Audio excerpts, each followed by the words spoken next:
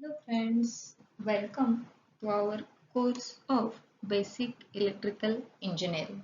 In that, unit number 1 is DC circuits. These are the unit contents as discussed in the last lecture. In today's lecture, we are going to discuss Kirchhoff's voltage law.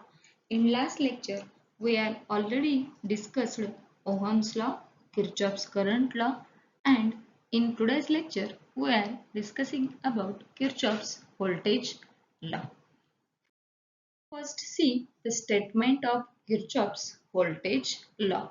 Here, two statements are given in our slide. First one is, in any network or in any closed loop or path, the algebraic summation of voltage drop across the circuit element of any closed path or loop is equal to the algebraic summation of EMF in that path. Means consider one network. In that network there are two closed paths or two closed loops. The algebraic summation of voltage drop across the circuit elements means there are two circuit elements, that is R1 and R2 are the circuit elements. Voltage drop across these two circuit elements is nothing but current flowing through the resistance into resistance of that particular resistance. That is I into R1 is the voltage drop across resistance R1 and I into R2 is the voltage drop across resistance R2 when current flowing through the circuit is I.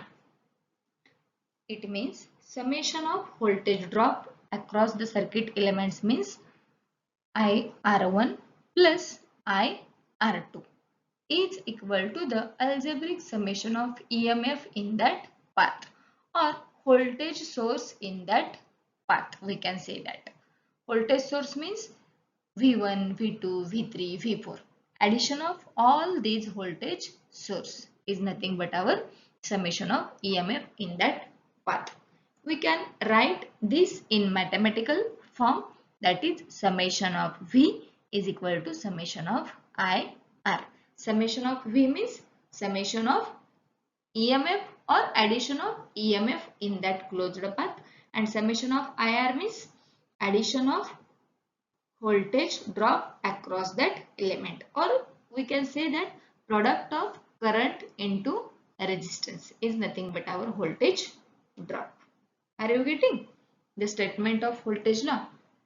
In any network, algebraic summation of voltage drop across the circuit element is equal to the algebraic summation of EMF in that closed path. Or we can write this Kirchhoff's voltage law in another way. In any network, the algebraic summation of electrical energy supplied to a closed path is equal to the algebraic summation of electrical energy consumed by the circuit element in that path. Here, electrical energy supplied to a closed circuit or path means voltage source, addition of voltage source V1 plus V2 plus V3 plus V4, and is equal to summation of electrical energy consumed by the circuit elements means all voltage drop, addition of all voltage drop, that is summation of I into R1, summation of I into R2, summation of I into R3, means electrical energy supplied to the circuit is equal to electrical energy consumed by that circuit, is nothing but second statements of Kirchhoff's voltage law. Okay, then next we will see the sign convention of voltage law. As we already seen in Kirchhoff's current law, there is current flowing towards the junction point is considered as positive and currents flowing away from the junction point is considered as negative. In similar ways, here is also some sign conventions. In that, first one is the sign convention for voltage and second one is the sign convention for voltage drop. These two sign conventions are different. First, we will see sign convention for voltage means voltage source or energy supplied to the circuit. When or while tracing the circuit, the rise in voltage is assumed to be positive and the fall in voltage is assumed to be negative. Here we consider rise in voltage is assumed to be or considered to be positive, means here two signs are given. When we go from negative terminal of the battery to the positive terminal, then there is rise in potential or rise in voltage, means it will be considered as positive. And when we go from positive terminal of the battery to the negative, means there is fall in potential or fall in voltage, and this voltage is considered as negative. Are you getting? When you are going from negative to positive, then it will be considered as positive or rise, and vice versa. That means positive to negative, then it will be considered as fall in voltage, means negative. These are the sign convention for voltage. Next, we will see the sign convention for voltage drop, that is IR. If the direction of current flow through the resistance is in the same direction as that of tracing the circuit, then the voltage drop IR to be assumed to be negative. If your current direction and circuit direction is same, then we consider IR drop is negative.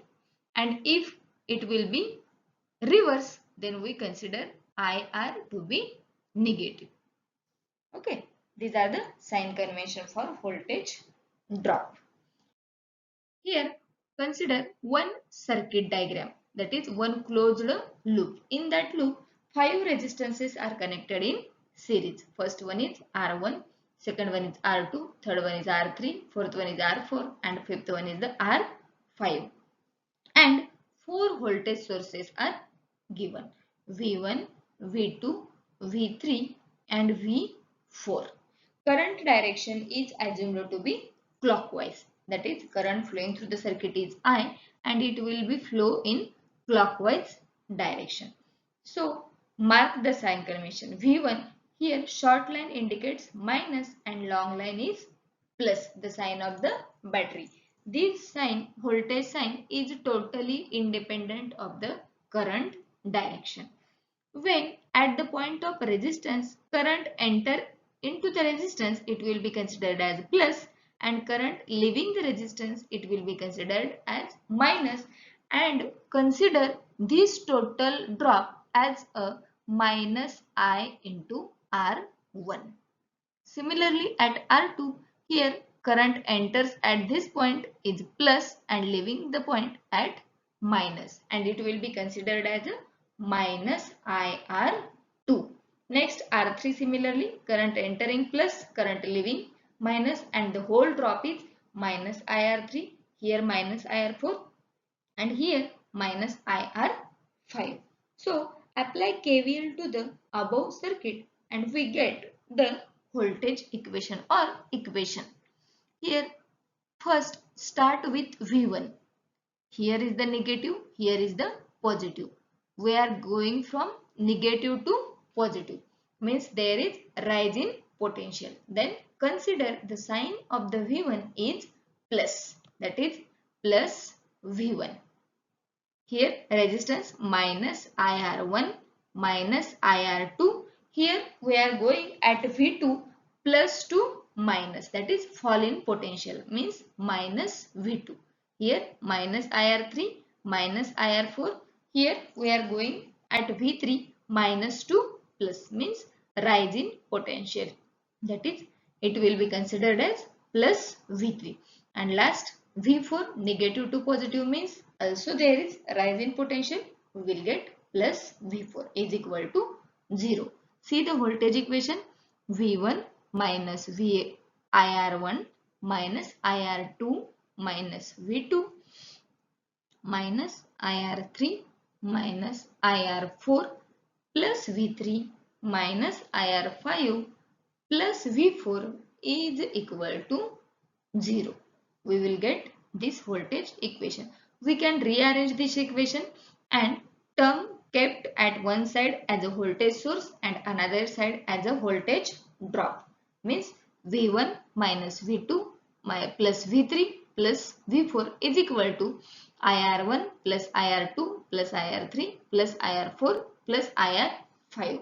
Means summation of energy supplied to the circuit is equal to summation of energy consumed by that circuit.